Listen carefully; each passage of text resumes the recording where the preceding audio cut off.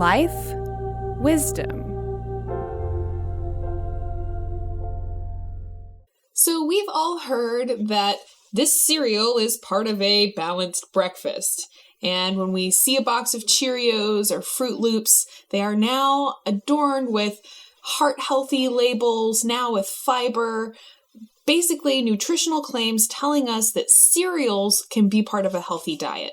Is that true or not? Absolutely not. Okay. So there's nothing in most cereals but flour, maybe some food coloring and added sugar. So those we can rule out right away. One of the biggest problems that we have in our society is the overconsumption of processed grains, grain products. Maybe whole grains could have some value, but for the most part, the cold cereals that we consume in this country are not healthy whatsoever. Now, they try to enrich them with vitamins and minerals, maybe some fiber.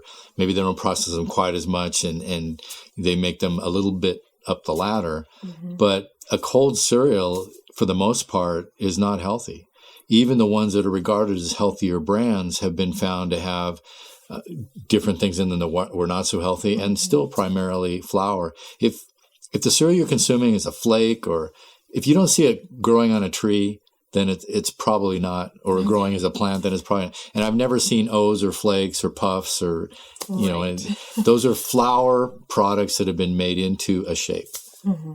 So even when we're talking about Smart Start and some of these other cereals, which are marketed like they're health foods, same thing as well? They're not real food. They've been processed. Right. So if you want to talk about a cereal, you probably have to talk about a hot cereal. Now, they can be consumed cold, whole grain, but most people can't digest them really well, so we cook them. There's probably some value there. But again, when I'm talking about a cold cereal that's pretty much something I'm going to pour in a bowl and throw some milk over, I'm pretty much just eating flour. Right. So can you give us a little bit more information about these hot cereals you're talking about? Is that like if somebody buys the instant oatmeal and just adds water, is that considered? And so many people think that that's just the perfect thing. The instant cereals, it's nice to have something that convenient. Many of them have added cornstarch. They've already been sort of boiled and the nutrition was thrown out. It's going to be instant because there's not much left there to cook. The slow cooked a little better, the steel cut even better. Is it something that you're consuming right from the farm in a sense, or did it go through a processing plant? That's more or less what I'm talking about. So if I use, say, a higher protein content grain like quinoa, I might even be able to make a decent breakfast out of it. Okay. And so things like quinoa, so if somebody actually went and got the steel cut oats themselves and then prepared them themselves rather than buying the little instant pack that they just add water to, sort of a thing, you're saying this would be potentially a more healthy source of a breakfast. A little closer to a healthier breakfast, okay. Yes.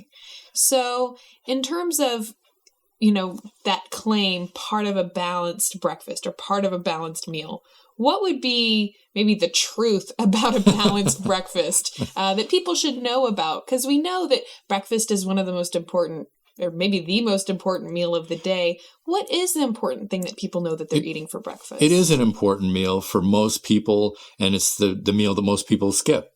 So you've just done an overnight fast if you slept, and some of we've got our night eaters too. But right, you've gotten a fast, and you're awakening, and your body needs some nutrients now. So it's a good time to take in a nice dose of protein. Well, you're usually not going to find much protein in those flour products. So where are you going to get your protein from? You could pick a hot cereal that has a higher protein content, like even an oatmeal or something like that, or like a quinoa or a grain that has some protein. Or there's nothing wrong with eating animal meats. In fact, I think some people think there are breakfast police hunting around because, okay, it's not a breakfast food, I can't eat it. But, you know, there are a lot of foods that can be consumed in the morning that are fine. Vegetables, a piece of salmon, something like that. Have some real food for breakfast. That would be my recommendation. You don't have to have just the pancakes and the waffles and the bagels and all those kind of things. Again, we're just talking about flour products. Right. So when you talk about protein for breakfast, I think maybe one of the first thoughts is, you know, sausage and bacon. Right. What are your thoughts on sausage and bacon? At least I'm getting some protein content. It depends on again, how those foods were processed and prepared. If you're eating some of the common bacons that have a lot of nitrites and nitrates in them and sodiums, and then you're probably not getting that healthy of a thing. Mm-hmm. There are turkey bacons, there are other sources. So what's the value, or how was that meat prepared and such? Again, you can have just a regular nice cut of meat as well. It doesn't have to be the sausage and the bacon. Right. But again, how was that sausage made? What was the original meat that it came from? And how much cereal is packed in that? Right. And we did do another video where we talked more about protein sources and how to pick a healthy choice of animal protein to eat. So that is there for reference if people want more information. Let's go back over to the cereals, because a lot of these cereals have claims on the boxes or in the name of the cereal that imply that they're healthy, or it's endorsed by the American Heart Association, or has some other kind of nutritional claim. Maybe it's made by Healthy Choice. What should people know about how much you can trust of a nutritional claim on the box of a cereal or something like that, for instance? Well, we could probably do a whole video on how much can you trust the media in general, but it's advertising. And a lot of these claims are based on perhaps some original research. Many of the oat-containing cereals basically are going on research that whole oats were used, and they're just using oat flour, but they're extrapolating the claim. It's not true. The cereal wasn't tested. An original food was. So you have to realize that there's a lot of claims that are made based on something that you're not actually being experienced with, if that makes sense. So I can make claims about things, but am I really consuming what the claim was made upon? And I can just say things, and unless you're going to check it out, then I guess you just accept it. But to say that some cold cereal is going to be heart healthy is really, I don't see any substantiation to it at all. I'm not going to be able to eat that cereal and be healthy. I have to do certain things. I have to get certain nutrients. I have to reduce inflammation. And the cereals probably will increase inflammation. I could probably make a case for the cereals actually creating heart disease. So you need to look at the entire lifestyle, and not is this particular food actually going to by itself do anything for me. Right. So you mentioned that these breakfast cereals are filled with refined carbs, which are empty calories that just turn straight into fat. They don't contain any nutrition. They're not going to keep us full or satisfied, which is maybe the most important thing that we need in a breakfast. They're also filled with refined sugar. We've got artificial colors and flavors and preservatives.